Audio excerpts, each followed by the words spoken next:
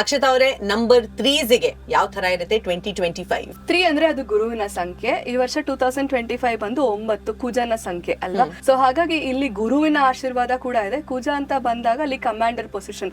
So ಇವ್ರು ಏನೇ ಮಾಡ್ತಾ ಇದ್ರು ಇಷ್ಟು ವರ್ಷ ಸ್ವಲ್ಪ ಸ್ಲೋ ಆಗಿರ್ತಾರೆ, ಇವ್ರು ಬೇಕಾದಂಗೆ ಮಾಡ್ಕೊಂಡಿರ್ತಾರೆ. ಬಟ್ ಈ ವರ್ಷ ಸ್ವಲ್ಪ ಅಗ್ರೆಸಿವ್ ಆಗಿ ಫಾಸ್ಟ್ ಆಗಿ ಇವ್ರು ಕೆಲಸ ಮಾಡೋದಕ್ಕೆ ಸ್ಟಾರ್ಟ್ ಮಾಡ್ತಾರೆ.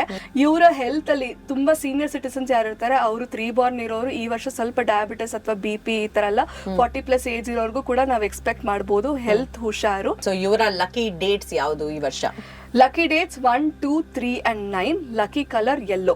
ಅಂಡ್ ಇವ್ರಿಗೋಸ್ಕರ ಒಂದು ಟಿಪ್ ಏನಾದ್ರೂ ಇದೆಯಾ? ನಿಮ್ಮ ಬಿಸ್ನೆಸ್ ಅಲ್ಲಿ ಹೊಸ ಆಪರ್ಚುನಿಟಿಗಳು ನಿಮ್ಗೆ ಬರುತ್ತೆ. ನಿಮ್ಮ ಕೆರಿಯರ್ ಅಲ್ಲೂ ನಿಮ್ಗೆ ಹೊಸ ಪ್ರಾಜೆಕ್ಟ್ ಗಳು ಬಂದಾಗ, ಅದು ಓವರ್ಸೀಸ್ ಪ್ರಾಜೆಕ್ಟ್ ಇರ್ಬೋದು ಅಥವಾ ಇಂಡಿಯಾದಲ್ಲೇ ಹೊರಗಡೆ ಹೋಗುವಂತ ಪ್ರಾಜೆಕ್ಟ್ ಬಂದಾಗ ಕಣ್ ಮುಚ್ಕೊಂಡು ಒಪ್ಕೊಳ್ಳಿ, ಇದು ನಿಮ್ಮ ಜೀವನವನ್ನೇ ಬದಲಾಯಿಸುವಂತ ಒಂದು ಪ್ರಾಜೆಕ್ಟ್ಸ್ ಆಗಿರುತ್ತೆ. ಫ್ಯಾಂಟಾಸ್ಟಿಕ್.